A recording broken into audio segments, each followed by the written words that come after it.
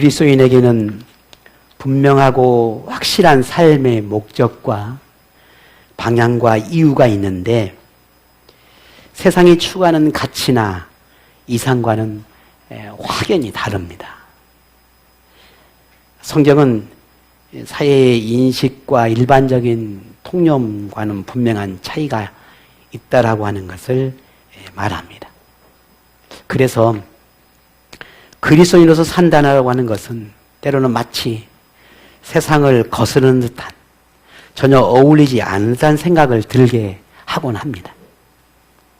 그러나 우리 그리스도인이 추구해야 하고 이루어야 할 삶은 성경 속에서 가르쳐 주신 삶이 근간이고 또 근본이라고 하는 것을 우리는 잊지 않아야 합니다. 우리가 그리스도인으로 하나님 앞에 있지만 여전히 우리의 생각과 마음들이 이 세상 속에 머물렀던 세상의 삶을 혹은 세상 속에 있는 모든 것들을 마치 내 삶의 중요한 부분이라고 하는 것들을 깨트려 버리지 못하면은 결국 하나님의 중요한 삶보다는 세상이 더 중요한 삶으로 살아갈 수밖에 없습니다. 물론 중요하지 않다는 게 아니에요. 하지만 우리의 삶의 가치나 우리가 추구해야 할 삶의 목표와 방향이 세상이 아니라는 걸 먼저 우리가 기억해야 한다는 거지요. 그래서 그 모든 중심에 하나님 그리고 하나님의 가르침이 있어야만 된다라고 하는 의미입니다. 베드로는 본문을 통해 로마의 압제와 우상의 문화와 지배적 이념으로 가득한 로마 문화 속에서 그리스도인이 살아내야 할 삶의 가치, 삶의 질이 어떠해야 하는지에 대해서 말합니다. 당시와 현재 사회와는 전혀 다른 문화 요소도 있겠지만 하나님을 부정하는 문화에서 인간이 추구하는 삶이라고 하는 것은 현재에도 여전히 추구하는 욕구와 욕망에는 그리 차이가 없습니다. 100년 전이든 1000년 전이든 10,000년 전이든 사람이 살아가는 이 사회의 문화는 그렇게 크게 달라지는 게 없어요. 왜냐하면 근본적으로 사람이 갖고 있는 이 욕구, 욕망은 다 똑같기 때문에 그런 사람들이 만들어가는 세상, 그런 사람들이 만들어가는 이 삶은 달라진 게 없어요. 달라진다라고 하는 것은 예수 그리스도를 하나님을 인정하느냐 인정하지 않느냐의 차이, 인정하고 살아가는 삶의 모습과 그러지 않는 사람의 삶의 모습의 차이이지 이 세상은 달라진 게 없어요. 오늘 이 본문은 당시 소아시아 그리스도인에게 국한된 것이 아니라 시대나 나라나 민족과는 상관없이 하나님을 경외하는 모든 그리스도에 향한 하나님의 가르침이라고 하는 그런 의미가 있다는 걸 우리가 알아야 합니다. 그렇게 현재의 문화나 사회적 배경이 어떠하든 본문을 우리 삶의 본질로 삼아야 한다라고 하는 이 가르침에는 틀림이 없습니다. 베드로는 먼저 우리 그리스도인이라면은 가장 추구해야 할, 가장 중요하게 여겨야 할 삶을 하나님과의 관계에 있다라고 말하고 있어요. 우리 그리스도인이 인생의 가장 중요한 목적이 뭡니까? 하나님과의 관계예요. 하나님과의 관계가 친밀해지지 않고는 신앙의 삶을 살아낼 수가 없습니다. 불가능합니다.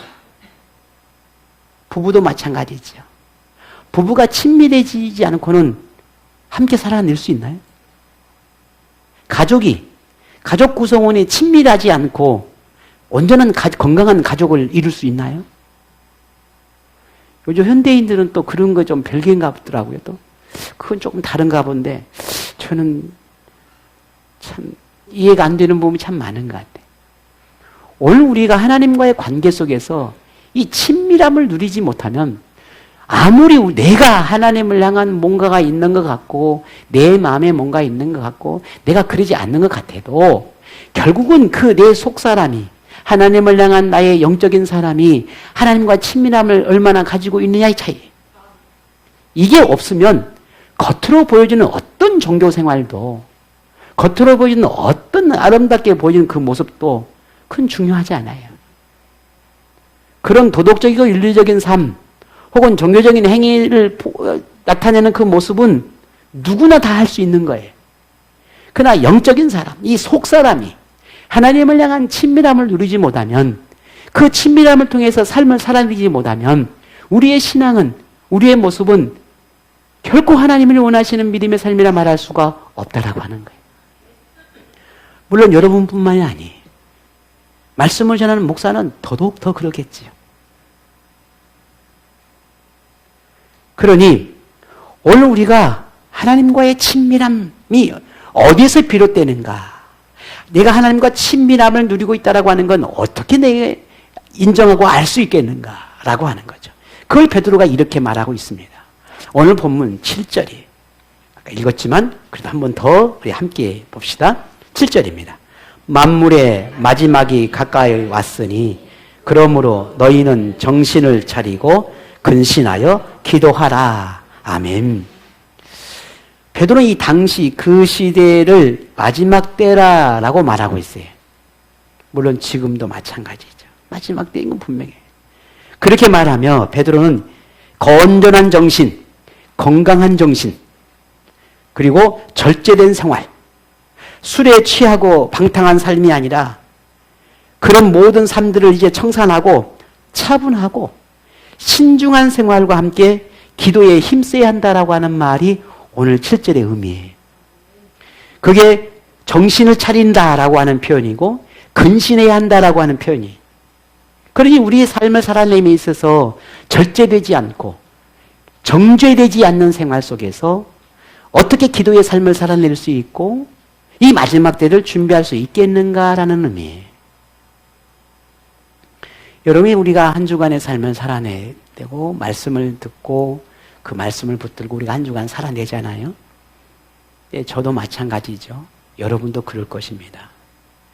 우리의 모든 삶에 있어서 내 생각 속에 어둠의 생각들이, 세상의 생각들이 지배되어지고 우리 지배받는 우리의 마음의 결단과 내 계획들이 절제되지 않고 정죄되지 않으면 결국 우리 한 주간의 삶을 뒤돌아보면 그저 다 나를 위한, 나만을 위한 세상을 살아내는 삶이었다라고 하는 걸 볼 수밖에 없어요. 왜 그래야 되느냐라고 늘 질문하는 사람 참 많아요. 그러나 우리는 그리스도인이라는 걸 가장 이 생각을 잊어버리면 안 돼요. 내가 하나님의 사람이다라고 하는 거예요. 내가 하나님의 자녀라고 하는 이 근본적인 이 가치관, 이 정체성만큼은 우리가 절대 버려서는 안 되는 것이거든요. 그러면 우리는 물어요. 왜 그래야 되느냐라고 하는 그 모든 질문에 답은 이미 내 안에 다 가지고 있는 거예요. 내가 그리스도인이다라고 하는 말 속에. 그러니 우리가 세상 속에서 여전히 꺼내내지 못하고 여전히 그런 어떤 그 무리 안에 혹은 그런 우리 안에서 내가 머물러 있으며 거기서 내가 정신을 차리지 못하고 내가 절제되지 않고 끊어내지 못하고 내가 깨어있지 않고는 기도 생활도 안 될 뿐더러 그 속에서 어떻게 하나님을 생각할 수 있겠냐라는 거예요. 그럴 수 없는 거예요. 근데 우리는 다시 한번 이 본문을 생각해 보면 사실 우리보다 환경이나 상황이나 훨씬 더 열악합니다. 그렇잖아요. 이 소아시아 그리스도인들은 뭐 기도할 겨를도 없을 만큼의 각박하고 급박하게 흐르는 시간도 속에 살아내고 있는 사람들이에요. 그들 향해 베드로는 말하고 있는 겁니다. 정신 차려라, 너희들. 너희 삶을 좀 절제하고 정제해내야 된다. 그리고 지금 기도해라 라고 말하고 있는 거예요. 이게 가슴에 어쩌면 큰 아픔과 상처를 주는 것 같은 그런 메시지일런지도 몰라요. 근데 그들을 살려내기 위해서 베드로는 그들이 살아야 하기 때문에 그들이 하나님 앞에 온전히 서지 않으면 안 되기 때문에 고난과 고통과 염려와 걱정이 그들을 산더미처럼 쌓여있기 때문에 그래서 더 그들이 필요한 것이 무엇인지를 알기 때문에 오늘 이렇게 기도하라고 말하고 있는 겁니다. 여러분, 기도하셔야 합니다. 기도하셔야 돼요.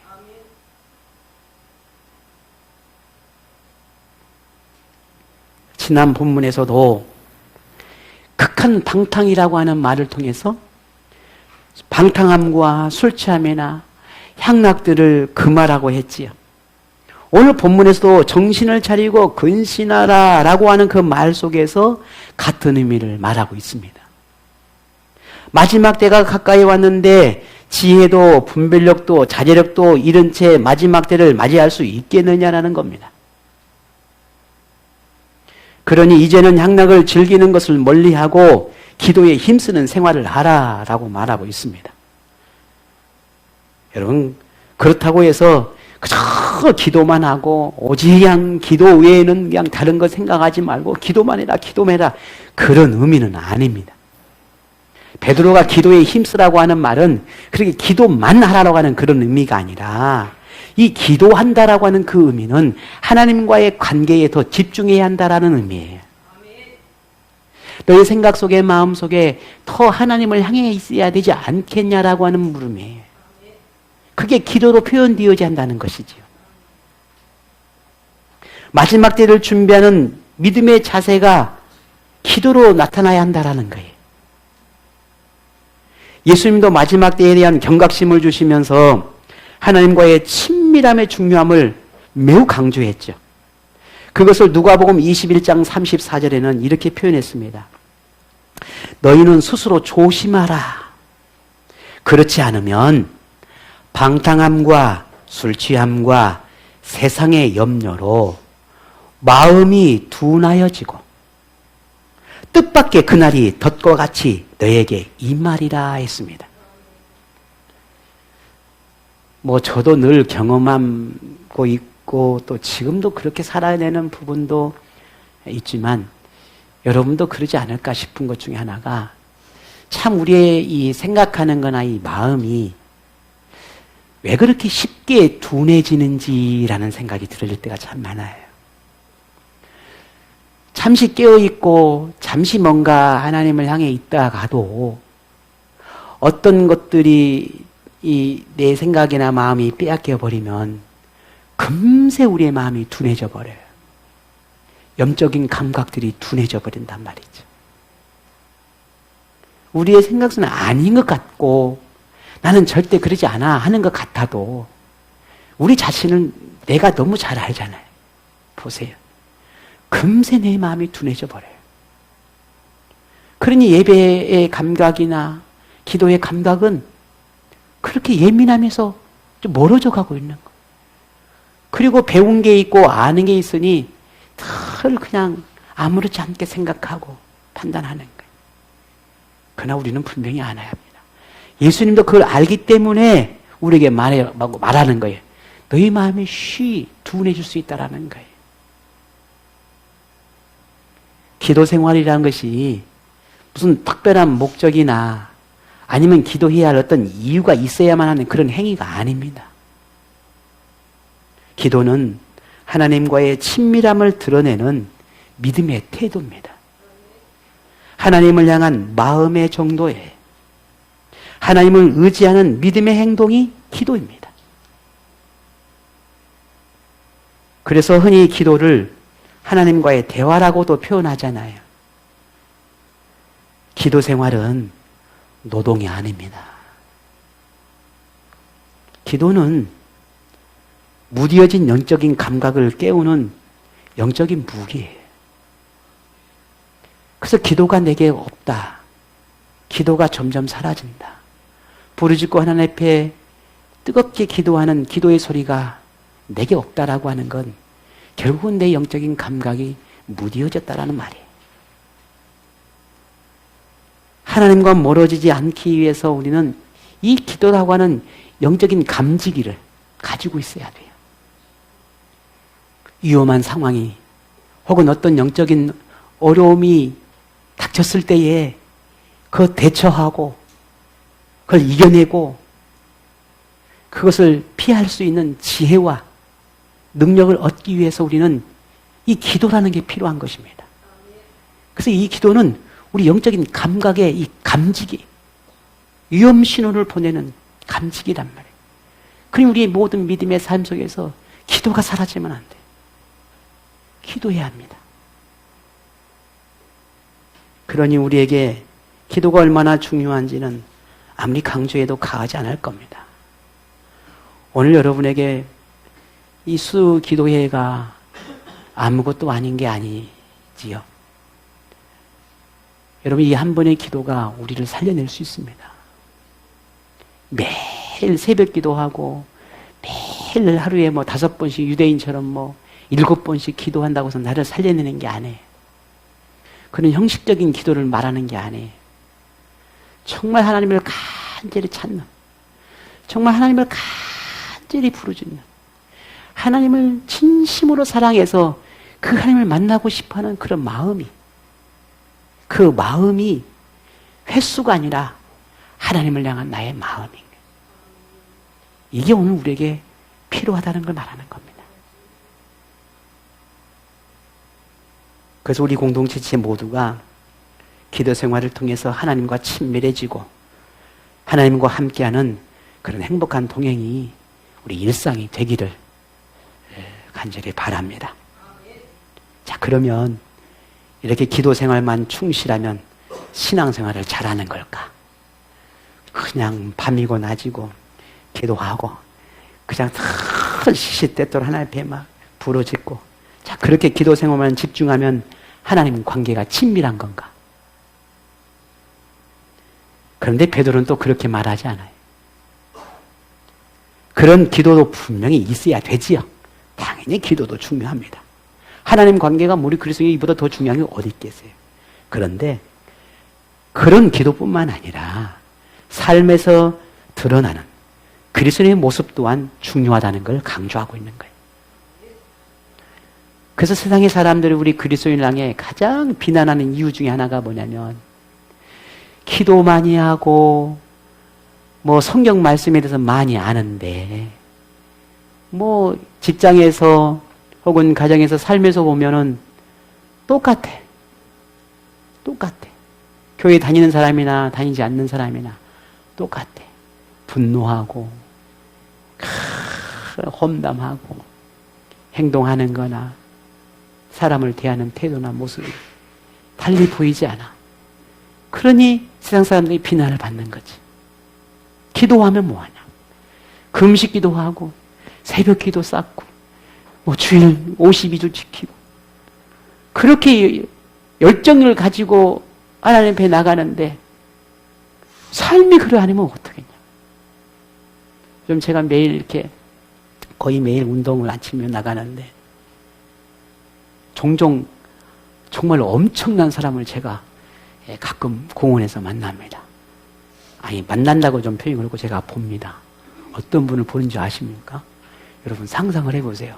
제가 어떤 분을 만나는지. 제가 깜짝 놀랐어요. 이 성경책을, 이렇게 큰 성경책을 가지고요, 이렇게 성경책을 읽으면서 공원을 돌아다니신 분이 계십니다. 이렇게 큰 성경책을. 그래서 나도 그래도 명색이 목사인데 나도 저 성경책 하나 들고 좀 이렇게 다 해야 되나 싶을 정도예요. 일주일에 한두 번은 좀 보는 것 같아요. 그래서 저 모습이 아름답다고 봐야 되는지 아니면 그냥 보여지는 그 모습에 감동은 돼요. 왜냐하면 그냥 들고 다니는 게 아니라 이렇게 보고 이렇게 입고 한단 말이에요. 그래 보면 참 귀하다. 저렇게라도 운동은 하고 싶고 아마 성경도 보고 싶은데 저러는 건가? 그런 생각들로 그냥 좀 선하게 보고 싶은 마음은 있어요. 우리의 삶이 어떻게 세상 사람들에게 보여지는지에 대해서 우리는 너무 둔감해서는 안 돼요. 왜냐하면 그것도 매우 중요해요. 내 삶이 가장 먼저 누구에게 보여지나요? 물론 하나님께 보여지지요. 근데 나를 지켜보는 가장 가까운 사람이 나를 지켜보고 있다는 거예요.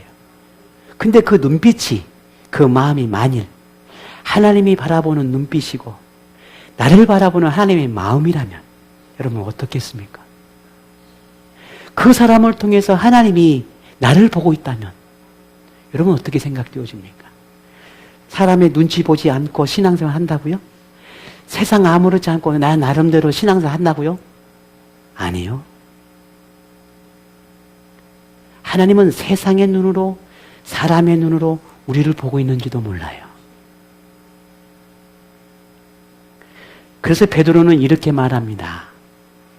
오늘 8절에 무엇보다 뜨겁게 서로 사랑할지니 사랑은 허다한 죄를 덮느니라 했어요. 그리스도인에게 사랑의 태도는 삶의 기본적인 자세이지만 그런데 사실은 무뎌지고 가볍게 여기는 모습이 우리에게 있다는 것도 사실은 사실이에요. 베드로가 말하는 이 사랑에는 특히 신분을 중시하고 있는 이 로마의 문화에 반하는 것입니다. 여기 우리가 주목해야 할 필요가 있어요. 무슨 말이냐면 이 로마라고 하는 그 민족성이 우월의식을 가지고 있어요. 그 당시에는 그랬단 말이에요. 그러다 보니까 이 노예를 대하는 것도 반인륜적인 그런 태도를 가지고 노예를 대하고 로마인이 아닌 다른 민족이나 나라는 굉장히 노예나 아니면 하등한 게 취급하는 게 이 로마의 문화였단 말이에요. 로마인의 생각이었단 말이죠. 그런 사회적인 문화와 그런 신분과 그런 태생을 강조하는 그런 문화 속에서 베드로는 뭐라고 말하냐면은 서로 사랑하라라고 말하고 있는 거예요. 근데 그래서 그 서로 사랑하라라고 하는 것을 이걸 초월하는 사랑이에요. 모든 사람은 사랑받은 존재이고 누구든지 사랑할 수 있어야 한다라고 하는 이 근본적인 성경의 정신을 이 소아시아 그리스도인들에게 말하고 있는 겁니다. 사랑을 받는 것도 사랑한다는 것도 행복한 일이지만 하나님은 사랑을 할 때 행복이 더 크다고 하십니다. 그래서 예수님도 원수도 미워하는 이에게도 사랑하라고 말씀하는 거 아니겠습니까? 예수님이 우리를 사랑하셨듯이 말이죠.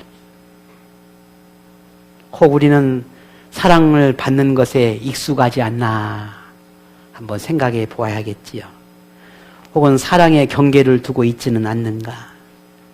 하나님의 그 무한한 사랑을, 예수님의 그 무한한 사랑을 담는다는 것이 쉽지는 않겠지만 그래도 미워하는 것보다는 사랑하는 것을, 원수를 맺는 것보다는 그래도 용서하는 것이,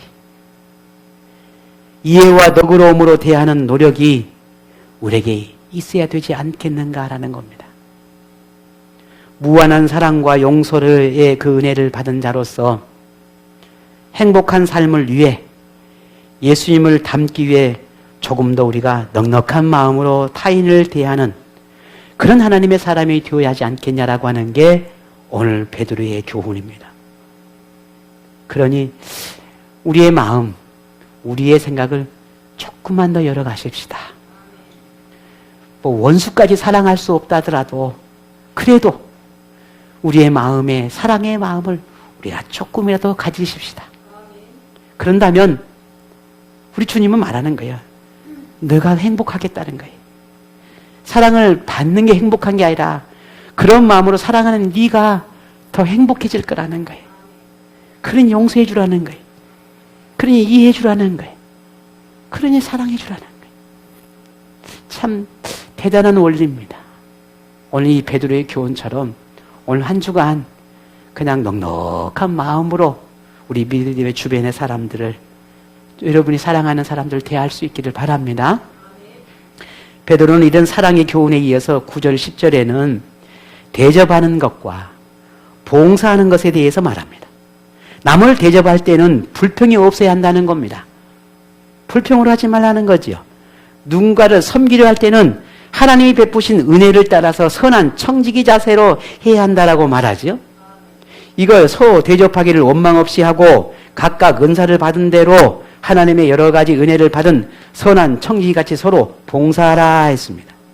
누군가를 대접하거나 섬기는 행위에는 공통점이 있는데 이 공통점이라고 하는 것은 내가 가진 모든 것, 나의 모든 소유가 하나님에게서 왔다는 이 청지기 정신에서 시작되어야 합니다. 그래야 대접하게 돼요. 그래야 섬기게 됩니다. 이 대접이라고 섬기거나 대접한다고 하는 이런 것들은 본문에 말하면 이 선한 청지기같이 서로 봉사하라. 이 봉사하라라고 하는 말에는 마치 노예가 주인에게 하던 행동을 하는 듯한 그런 표현이에요. 그러니 이 봉사한다라고 하는 것은 얼마나 겸손하게, 얼마나 자신을 낮춰야만 이게 섬기고 대접하는지에 대한 것을 말할 수 있는 거예요. 결국은 이런 겸손의 태도, 나의 탐욕을 버리지 않고는 절대 섬길 수가 없어요. 그러니 오늘 우리 그리스도인들은 더 사랑하지 않고는 섬길 수가 없고 대접할 수가 없고, 내 마음에 겸손한 마음이 없으면 나의 섬김과 대접의 사랑의 모습이 드러날 수밖에 없는 거거든요. 저는 개인적으로 우리 지체들이 저를 사랑하고 섬겨주신 것에 대해서 너무 감사합니다. 정말 고맙습니다. 그것은 그만큼 저를 사랑하기 때문에 저는 그리 믿어요. 왜? 사랑이 없으면 섬길 수가 없거든요. 사랑이 없으면 대접할 수가 없거든요. 나눌 수가 없어요. 그러니 그만큼 사랑의 모습에서 그 마음에 하나님이 내게 주신 것, 내게 가지고 있는 이 귀한 것을, 나를 위해 기도한 누군가를, 나를 위해 누군가를 사랑하는 그를 뭔가를 나누고 대접한다라고 하는 것은 그만큼 하나님의 마음이 아니고는 할 수가 없는 것들이에요. 자신의 가치를 높이고 자신의 능력을 높여서 인정받는, 그래서 성공적인 삶을 살아야 한다라고 하는 것이 일반적인 이 사회의 생각들이고 모습들이, 그래서 경쟁하고 순위를 정하고 그리고 지위에 따라서 이런 모든 이념들이 일반적인 사회적인 통념이란 말이죠. 근데 성경은, 교회는 이 모든 것들이 다 아무런 의미가 없어요. 그게 중요하지 않아요. 그래서 나는 교회에서 제일 좀 안 했으면 좋겠다라고 하는 게 뭐냐면 나이 따지는 거예요. 몇 살이에요? 그게 왜 중요하죠? 나보다 나이가 많은지 적은지 따지고 싶은 거예요? 그게 왜 중요한 거예요? 신앙생활은 몇 년이나 하셨어요? 그게 왜 중요하냐고요? 1년 했으면 뭐하고 10년 했으면 뭐 할 거예요? 내가 집 사면 뭐하고 목 사면 뭐 할 거예요? 내가 권 사면 뭐하고 내가 안수집 사면 뭐 할 거예요? 그게 왜 중요해요? 교회에서 정말 중요한 것은 내가 이 사람을 얼마나 위해서 기도하고 섬길 수 있겠는가라는 거예요. 이 사람이 정말 하나님의 믿음과 신앙 안에서 바르게 세워져 가도록 나는 어떻게 이 사람을 위해서 섬기고 사랑할 수 있겠는가라는 거예요. 이게 보다 더 중요한 건 없는 거예요. 이게 세상과 교회의 다른 점이에요. 그래서 그분을 살피고 그분의 삶을 보면서 내가 기도해줘야 되겠구나. 내가 더 사랑해줘야겠구나. 내가 더 섬겨야 되겠구나. 이게 교회와 세상의 공동체의 다른 점. 지금 교회는 달라야지요. 그러니 세상은 인간을 존중하고 개인의 존엄성을 강조하지만 결국은 타인을 향한 것이기보다는 자기 자신을 향한 생각들이 더 강할 수밖에 없어요. 그것이 개인주의이고 그것이 자기중심적인 사고를 가지고 살아가는 이 세상에, 이 사회에 두루져진 현상 아니겠습니까? 이런 사회 문화 속에서 타인을 더 존중하고 사랑하고 대접하고 섬기라고 하는, 자기 희생과 헌신의 삶을 살라고 하는 이 성경의 가르침이 너무나 터무니없다라고 하는 그런 의문이 가질는지도 모른단 말이에요. 그런데 성경은 그리스도인의 행복은 단지 내가 구원받음에 있어서 그게 행복한 것이 아니라 하나님의 가르침을 따라 세상을 살아갈 때라고 하는 걸 말하고 있는 거예요. 그것이 오늘 성경이 가르치는 섬김이고 사랑이고 나눔이고 봉사예요. 이런 삶을 살아낼 때 우린 진짜 행복하다라는 거예요. 그저 나 혼자 기도하고 말씀 듣고 깨달은 거 가지고 그냥 세상에 나 혼자 삶을 믿음이 대단한 것처럼 막 그렇게 살아가는 게 행복이 아니라는 말이에요. 물론 그것도 행복은 행복이에요. 또 그렇게 또 오해는 하지 말아요. 그러나 정말 성경에서 말하는 내 삶의 가치를 높이고 내 삶의 행복을 높이는 것은 바로 오늘 베드로가 말하는 마지막 때를 준비하고 그 준비한 삶을 살아내는 삶의 자세, 그런 삶을 살아낼 때 우리는 행복할 수 있고 그 삶을 통해 하나님의 은혜가 우리에게 더 크게 임한다라고 하는 게 오늘 본문의 교훈이죠. 그런데 오늘 이 본문의 말씀을 우리가 받을 때에 왜 이 말씀대로 살아가고 싶지 않겠어요? 그렇잖아요. 또 그런 말씀들이야 늘 교훈을 받지요. 그럴 때마다 우리에게 생각 속에 작은 마음이 찾아오는 것은 참 힘들고 참 어렵고 또 나도 그렇게 노력은 하지만 잘 안 된다라고 하는 그 생각을 떨쳐버릴 수가 없다라는 거예요. 베드로도 그걸 몰라서 오늘 이렇게 우리에게 교훈한 것은 아니겠지요. 그래서 마지막 오늘 본문의 말씀에 그런 삶을 살아내기를 원하면, 아니 그런 삶을 살아내기 위해서는 반드시 우리에게 갖춰야 할 것이 있는데 할 수 있겠다는 거예요. 할 수 있다라는 거예요. 어떻게? 그 방법을 우리에게 가르쳐 줍니다.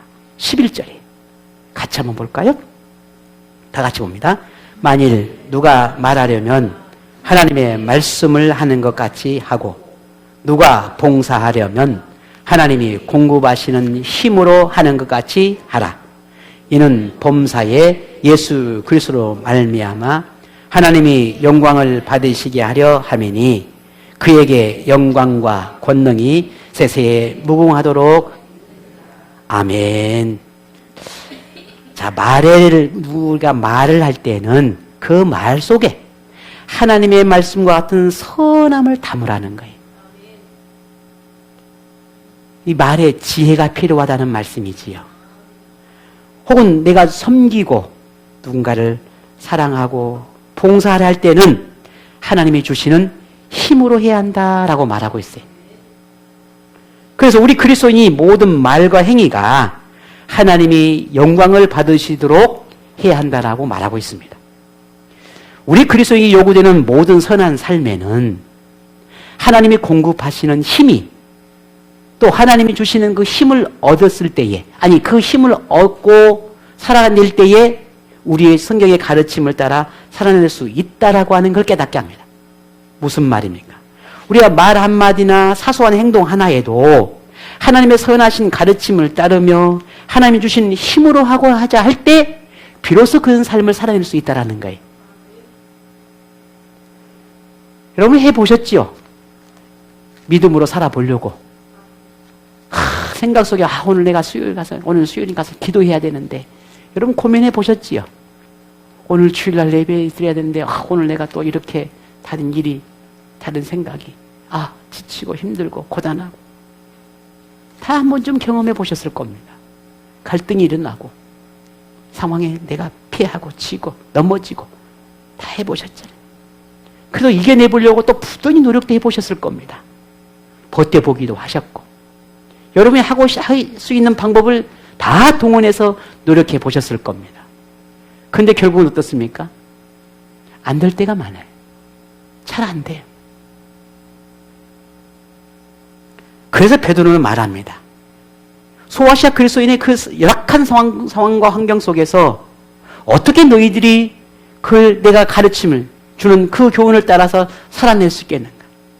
너희들 노력하고 힘든 거 내 다 알아. 근데 너무 힘들잖아. 안 되잖아. 그들에게 말하는 거예요. 그래서 말합니다. 어떻게? 하나님이 너희들에게 공급하신 힘을 얻고 얻어서 그 힘으로 이 선한 삶을 살아내야 한다 라고 말하고 있는 겁니다. 탕탕에서 벗어나 절제되고 정제된 생활을 할 수 있도록 힘을 주시겠다는 하나님, 기도 생활을 도우시겠다는 하나님, 모든 사람을 사랑할 수 있도록 사랑의 마음을 주시겠다는 하나님, 대접하고 섬기고 봉사할 수 있도록 필요한 것을 공급해 주시겠다는 그런 하나님이십니다. 그렇다면 지금 여러분에게 필요한 하나님의 도우심이 무엇입니까? 하나님의 가르침을 따르고자 하지만 힘겹고 지치게 하는 것이 무엇입니까? 주저앉아 탄식하기보다, 포기하기보다 그냥 아무렇지 않게 그저 그렇게 대하는 것보다, 무너져 있는 것보다 하나님의 도움을 구하는 게 더 낫지 않겠습니까? 여러분이 더 행복해질 수 있도록 구원의 은혜와 감격이 무뎌지고 단단한 마음을 녹일 수 있도록 마음의 평강을 찾을 수 있도록 하나님의 공급하시는 힘을 구하는 것이 오늘 우리가 할 수 있는 유일한 믿음의 모습 아니겠습니까? 왜? 나 혼자 안 되니까. 내 혼자 힘으로는 어려우니까. 그래서 하나님이 도와주시겠다고 하지 않습니까? 그럼 우리는 기도해야 되지 않겠습니까? 도와달라고. 하나님 내 아를 도와주십시오. 하나님 나를 붙들어 주셔야 되겠습니다. 기도할 수 있는 힘이 없습니다. 이 선한 믿음의 삶을 살아내기도 버겁습니다. 내가 주의를 온전히 지켜야 하겠고 내 믿음의 삶을 살아내야 하겠고 직장에서 가정에서 하나님 아시잖아요. 내가 얼마나 힘들고 어려운 삶들이 부딪히고 깨지고 무너지고 다치고 아파하고 힘들어하는 거 하나님 보고 계시잖아요. 그러니 내게 필요합니다. 견딜 수 있는 힘이, 내가 이 시험을 이겨낼 수 있는 지혜로움이, 이 삶을 믿음으로 살아낼 수 있는 용기가, 두려워하지 않는 마음이 하나님 필요합니다. 이게 오늘 우리가 구해야 할 거 아니겠어요? 이것이 없이 어떻게 세상을 이겨낼 수 있겠어요? 이 구함이 없이 어떻게 기도의 삶을 살아낼 수 있겠냐? 이런 하나님의 간구함이 없이 어떻게 성전을 찾는 용기가 나오며 성전을 밟겠어요? 불가능한 거예요. 말씀을 듣는 중에 여러분 너무 힘들어서 지쳐서 포기하고 싶은데 그런데도 하나님께 도움을 구하기를 그런 마음의 갈망함이 여러분에게 있다면 여러분 다른 거 없어요. 하나님께 구하는 겁니다. 하나님 도와주십시오. 하나님 도와주십시오. 그런데 베드로는 말합니다. 네가 왜 그렇게 하나님 앞에 간절히 구해야 되는 줄 알아? 내가 왜 그렇게까지 힘쓰고 애쓰며 믿음의 삶을 살아야 되는지 알아? 그것은 하나님이 너를 통해서 영광을 받기를 원하시기 때문이야 라고 말하고 있어요. 나를 통해서 하나님의 영광을 받기를 원하신답니다.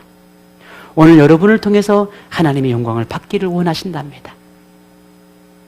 오늘 우리의 완벽한 모습이 아닌 그렇게 하나님을 구하고 찾고 부르짖으며 성전을, 하나님의 집을, 하나님의 영광된 삶을, 믿음의 삶을 살아내고자 하는 그런 갈망함을 가지고 살아가는 오늘 우리의 모습을 통해 하나님의 영광을 받기를 원하신답니다. 우리로 인하여 그렇게 영광 받고 싶어 하시는 하나님의 그 요구는 당연한 것입니다. 불의한 것이 아닙니다.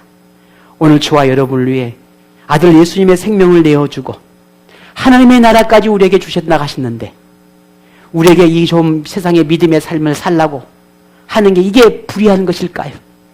아니, 내가 너를 살아내도록 돕고 내가 너에게 힘을 주겠다고까지 하는데 오히려 내가 그렇게 살아가지 않는 오늘 우리가 오히려 불의한 게 아닐까요? 하나님은 우리의 삶의 이유와 목적과 방향이 하나님을 향해 있기를, 하나님이 베푸신 은혜에 집중하기를 바라고 계십니다. 그러려면 삶의 변화는 너무나 당연합니다. 그 변화의 요소가 오늘 베드로를 통해서 하나님께서 가르쳐 주시는 오늘 교훈의 말씀일 것입니다. 방탕함에서 자신을 깨끗이 하고 절제된 생활을 결단하고 기도 생활을 하는 것, 이웃을 사랑하고 대접하고 섬기는 것, 선한 말을 하고 봉사의 생활을 하는 것, 이 모든 것을 통해 하나님이 영광을 받을 수 있다면 우리는 기꺼이 그리해야 할 것입니다. 이것이 우리 안에 하나님의 은혜를 담고 있다라고 하는 작은 믿음의 표현일 것입니다. 당신은 왜 그리해야 합니까? 네, 제 안에 하나님이 주신 은혜가 너무 귀하기 때문입니다. 당신은 왜 그토록 주의를 열정적으로 지키려 합니까? 네, 내 안에 주님이 주신 은혜가 담겨있기 때문입니다. 당신은 왜 그토록 밤이고 낮이고 하나님을 찾아 기도하며 그렇게 하나님 앞에 부르짖고 살아갑니까? 왜 그렇게 하나님을 찾고 구합니까? 네, 제 안에 하나님 주신 은혜가 너무 크게 담겨있기 때문입니다. 이게 오늘 우리의 대답이 아닐까요? 여러분 안에 은혜가 있습니까? 여러분 안에 십자가의 은혜가 있습니까? 자, 그렇다면 누가 나에게 왜 당신은 그리하냐고 묻거든 우리의 대답은 하나입니다. 당신이 왜 그렇게 교회를 열심히 하냐고 다니냐고, 당신이 왜 그렇게 헌신하냐고, 수고의 삶을 살기를 원하냐고 라고 묻거든 우리는 말 한마디 뿐입니다. 나의 자랑도 아닙니다. 그저 내 안에 하나님 주신 은혜가 담겨있기 때문입니다. 저는 참 너무 부족합니다. 그런데 그런 나에게 하나님이 너무 큰 은혜를 주셔서 그나마 내가 이렇게 기도하진 삶을 살아내고 하나님이 예배하는 삶을 살아내는 것만으로도 하나님이 저를 통해서 영광을 받으신답니다. 그래서 내가 할 수 있는 건 이것뿐이어서 그래서 내가 기도하고 그래서 내가 하나님 앞에 시간을 좀 드리고 싶고 물질을 드리고 싶고 가서 능력은 없고 지혜롭지는 못하지만 아이들을 가르치고 싶고 기도하고 싶고 청소하고 교회를 섬기고 싶은 것은 그저 단 하나 내 안에 하나님의 은혜가 담겨있기 때문입니다 라고 하는 것입니다. 이게 오늘 우리의 믿음의 표현이고 내가 할 수 있는 최소한의 하나님을 향한 믿음의 모습이 아닐까요? 그러므로 할 수 없다는 말보다는 연약하고 부족하다는 생각보다는 자신의 상황과 환경에 붙잡혀 있기보다는 하나님의 도움을 구하는 기도를 오늘 우리가 먼저 하나님을 찾는 우리가 되기를 원합니다. 우리도 얼마나 부족한지 하나님이 아시니 그 부족함을 알고 연약함을 알기 때문에 하나님은 우리를 도우시겠다 약속하지 않습니까? 우리가 할 수 있도록 힘을 주시겠다 하지 않습니까? 그러니 부족한 것은 채우고 나약한 것은 강하게 하시고 필요한 것이 있으면 공급하시는 그런 하나님을 우리가 함께 믿고 그런 말씀의 가르침을 따라 살기를 우리가 다시 한번 이 시간 결단하는 저와 여러분 되었으면 좋겠습니다. 하나님의 도움을 구하는 그런 믿음으로 오늘 다시 한번 결단해서 여러분의 삶을 살아가는 모든 삶의 현장 속에서 그리고 또 기도하는 이 교회 성전이 기도하는 사람으로 다시 채워지고 또 말씀을 붙들며 작은 믿음이라도 내가 세상을 이겨내고자 하는 그런 간절한 믿음의 고백들이 오늘 저에게도 여러분에게도 임해서 하나님을 믿는 것이 행복하고 교회를 찾는 것이 기쁘고 나의 작은 모습에도 하나님이 영광을 받으시기를 원한다라고 하는 이 주님의 말씀 앞에 우리의 작은 믿음의 삶을 내어놓는 오늘 저와 여러분 되기를 간절히 원하고 바라고 모두를 축복합니다. 여러분 모두에게 승리의 은혜가 있기를 원합니다.